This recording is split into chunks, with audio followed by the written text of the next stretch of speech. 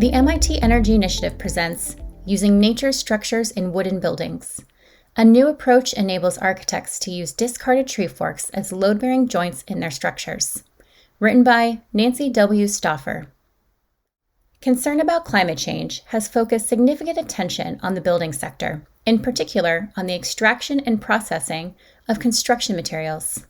The concrete and steel industries together are responsible for as much as 15% of global carbon dioxide emissions.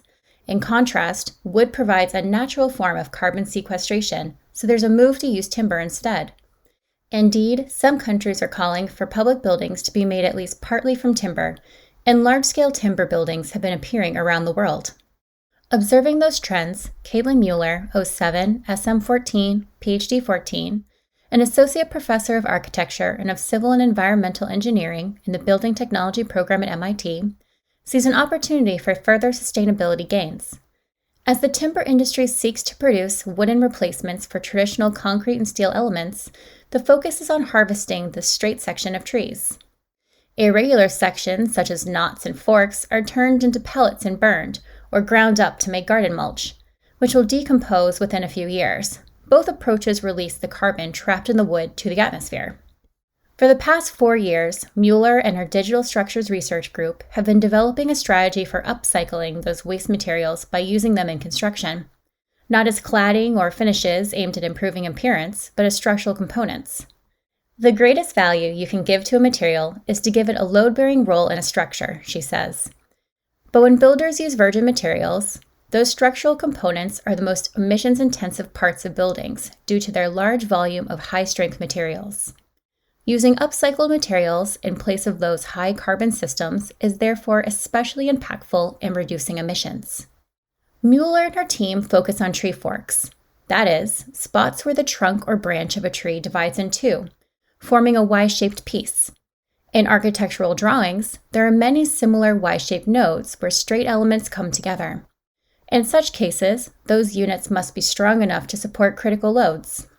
Tree forks are naturally engineered structural connections that work as cantilevers in trees, which means that they have the potential to transfer force very efficiently thanks to their internal fiber structure, says Mueller. If you take a tree fork and slice it down the middle, you see an unbelievable network of fibers that are intertwining to create these often three-dimensional load transfer points in a tree. We're starting to do the same thing using 3D printing, but we're nowhere near what nature does in terms of complex fiber orientation and geometry. She and her team have developed a 5-step design-to-fabrication workflow that combines natural structures, such as tree forks, with the digital and computational tools now used in architectural design. While there's long been a craft movement to use natural wooden railings and decorative features, the use of computational tools makes it possible to use wood in structural roles, without excessive cutting, which is costly and may compromise the natural geometry and internal grain structure of the wood. Given the wide use of digital tools by today's architects, Mueller believes that her approach is at least potentially scalable and potentially achievable within our industrialized materials processing systems. In addition, by combining tree forks with digital design tools, the novel approach can also support the trend among architects to explore new forms. Many iconic buildings built in the past 2 decades have unexpected shapes, says Mueller. Tree branches have a very specific geometry that sometimes lends itself to an irregular or non-standard architectural form, driven not by some arbitrary algorithm, but by the material itself. Step 0. Find a source, set goals. Before starting their design-to-fabrication process, the researchers needed to locate a source of tree forks. Mueller found help in the Urban Forestry Division of the City of Somerville, Massachusetts, which maintains a digital inventory of more than 2,000 street trees, including more than 20 species, and records information about the location, approximate trunk diameter, and condition of each tree. With permission from the Forestry Division, the team was on hand in 2018 when a large group of trees was cut down near the site of the new Somerville High School. Among the heavy equipment on site was a chipper, poised to turn all that waste wood into mulch. Instead, the workers obligingly put the waste wood into the researchers' truck to be brought to MIT. In their project, the MIT team sought not only to upcycle that waste material, but also to use it to create a structure that would be valued by the public. Where I live, the city has had to take down a lot of trees due to damage from an invasive species of beetle, Mueller explains. People get really upset, understandably. Trees are an important part of the urban fabric, providing shade and beauty. She and her team hope to reduce that animosity by reinstalling the removed trees in the form of a new functional structure that would recreate the atmosphere and spatial experience previously provided by the felled trees. With their source and goals identified, the researchers were ready to demonstrate the 5 steps in their design to fabrication workflow for making spatial structures using an inventory of tree forks. Step 1. Create a digital material library. The first task was to turn their collection of tree forks into a digital library. They began by cutting off excess material to produce isolated tree forks. They then created a 3D scan of each fork. Mueller notes that as a result of recent progress in photogrammetry, measuring objects using photographs, and 3D scanning, they could create high-resolution digital representations of the individual tree forks with relatively inexpensive equipment, even using apps that run on a typical smartphone. In the digital library, each fork is represented by a skeletonized version showing 3 straight bars coming together at a point. The relative geometry and orientation of the branches are of particular interest because they determine the internal fiber orientation that gives the component its strength. Step 2. Find the best match between the initial design and the material library. Like a tree, a typical architectural design is filled with Y-shaped nodes where 3 straight elements meet up to support a critical load. The goal was therefore to match the tree forks in the material library with the nodes in a sample architectural design. First, the researchers developed a mismatch metric for quantifying how well the geometries of a particular tree fork aligned with a given design node. We're trying to line up the straight elements in the structure with where the branches originally were in the tree, explains Mueller.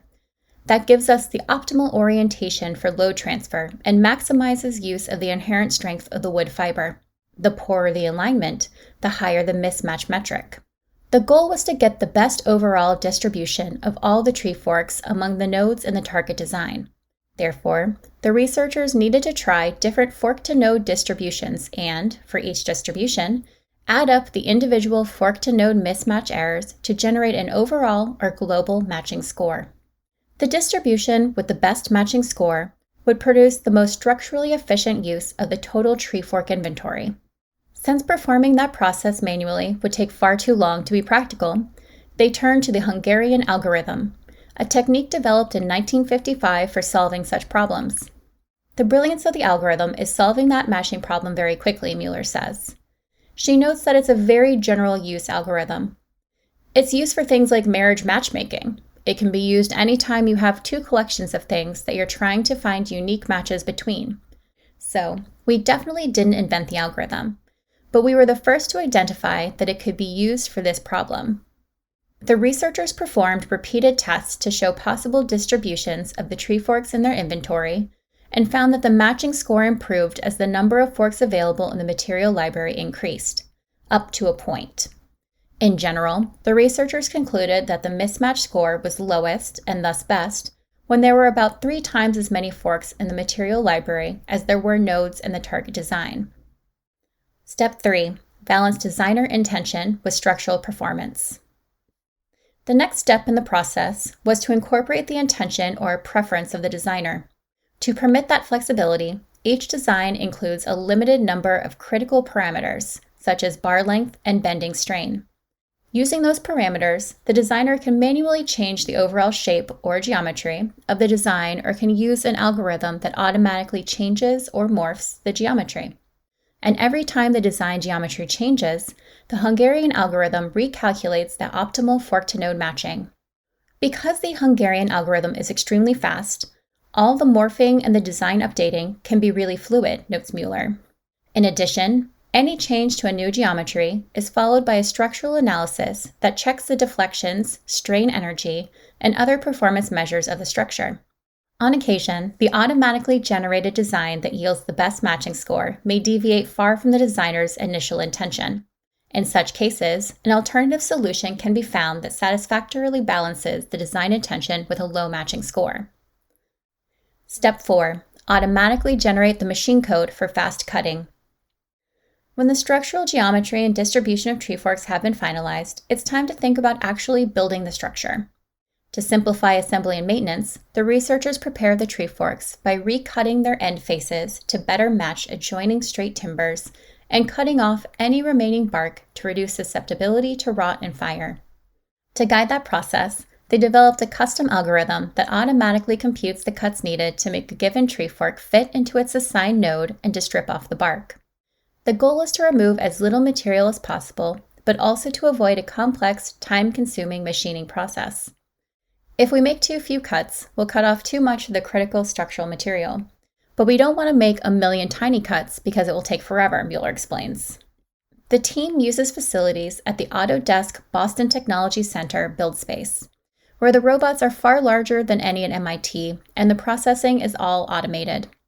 To prepare each tree fork, they mount it on a robotic arm that pushes the joint through a traditional bandsaw in different orientations, guided by computer-generated instructions.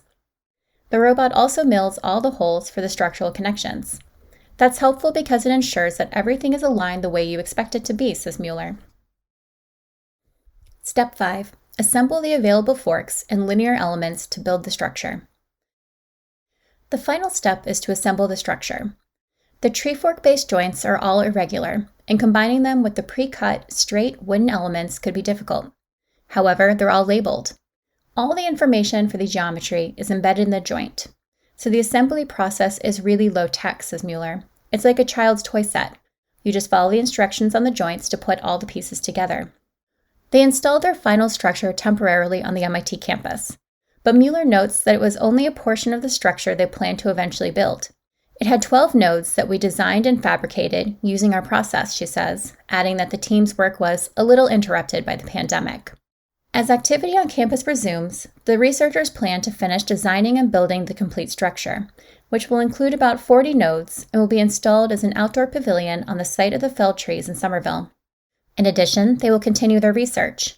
Plans include working with larger material libraries, some with multi-branch forks, and replacing their 3D scanning technique with computerized tomography scanning technologies that can automatically generate a detailed geometric representation of a tree fork, including its precise fiber orientation and density. And in a parallel project, they've been exploring using their process with other sources of materials, with one case study focusing on using material from a demolished wood-framed house to construct more than a dozen geodesic domes. To Mueller, the work to date already provides new guidance for the architectural design process. With digital tools, it has become easy for architects to analyze the embodied carbon or future energy use of a design option. Now we have a new metric of performance. How well am I using available resources, she says. With a Hungarian algorithm, we can compute that metric basically in real time, so we can work rapidly and creatively with that as another input to the design process. This research was supported by MIT's School of Architecture and Planning via the Haas Award. This article appears in the autumn 2021 issue of Energy Futures, the magazine of the MIT Energy Initiative.